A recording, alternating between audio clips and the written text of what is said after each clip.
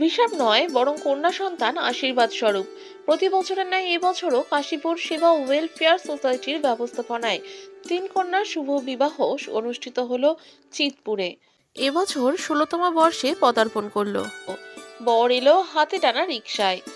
জাঁকজমকভাবে এলাহিভাবে শুভ পরিণয় হলো 3 কন্যার। কাশীপুর সেবা ওয়েলফেয়ার সোসাইটির ব্যবস্থাপনায় 4 হাত এক হলো। সমগ্র অনুষ্ঠানের প্রধান উদ্যোক্তা ক্লাবের সম্পাদক প্রদীপ কুমার দে বা বাবান দে।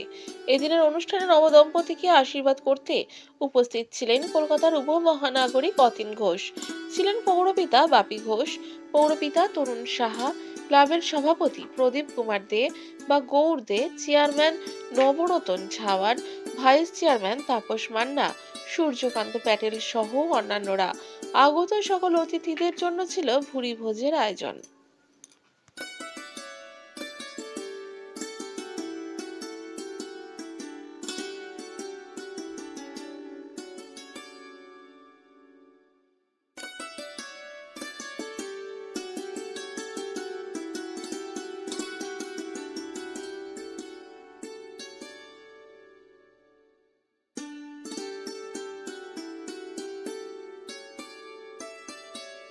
এই কাজটা বহুদিন ধরে করছে কাশীপুর সেবা ওয়েলফেয়ার সোসাইটির নামে। এই কাজটা নয়, সারা বছর বহু সামাজিক কাজও কাজ করে। বৃদ্ধ বৃদ্ধাদের তীর্থ দর্শন করানো, স্বেচ্ছায় রক্তদান, স্বাস্থ্য পরীক্ষা শিবির এবং তার সাথে সাথে শিক্ষার্থীদের শিক্ষা সামগ্রী দান করা, এই সমস্ত কাজগুলো করে। কিন্তু আমি বর্তমান সময় মনে করছি যে ঊনবিংশ শতাব্দীতে একটা কন্যা জন্মানো মানে বাবা মার কাছে অভিশাপ। বিংশ শতাব্দীতে অভিশাপটা রাজা রামমোহন রায় বিদ্যাসাগরদের আন্দোলনের ফলে অভিশাপ না ভেবে বিংশ শতাব্দীতে এসে এটা হলো দায়। সন্তান জন্মানো মানে পিতা মাতার কাছে দায়। কিন্তু একবিংশ শতাব্দীতে মমতা ব্যানার্জি মহামাটি মানুষের মুখ্যমন্ত্রী ক্ষমতায় আসার পর থেকে আজকে কন্যা কিন্তু দায় নয়।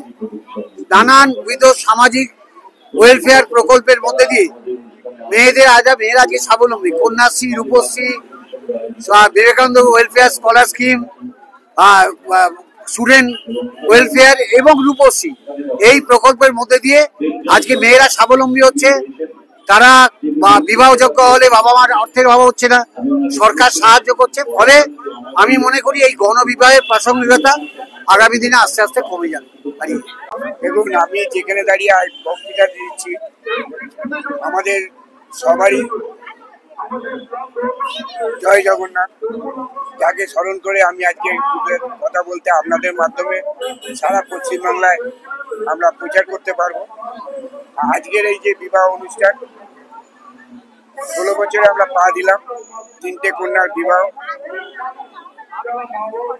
আশা করব আপনারা যেভাবে আমাদের পাশে থেকে মানুষের কাছে এই বার্তা পৌঁছে দিচ্ছেন, ভালো বার্তা, সেটা যেন আরো পরিধি বিস্তার করে।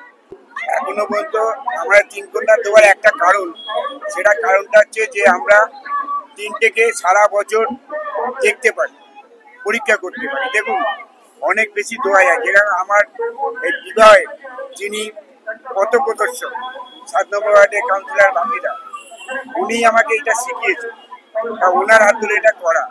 বাপিদা যেরকম বড় জায়গায় আছে, 12টা কন্যার খোঁজ খবর বাপিদা রাখে, আমি একটা ছোট জায়গায় থেকে 3টে কন্যার খোঁজ খবর আমি রাখি।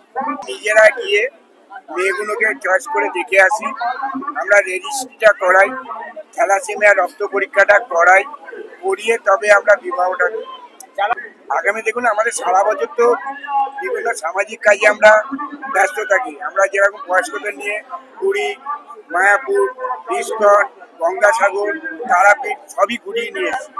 আমাদের একটাই লক্ষ্য, 8 থেকে 80 সবাইকে ভালোবাসি।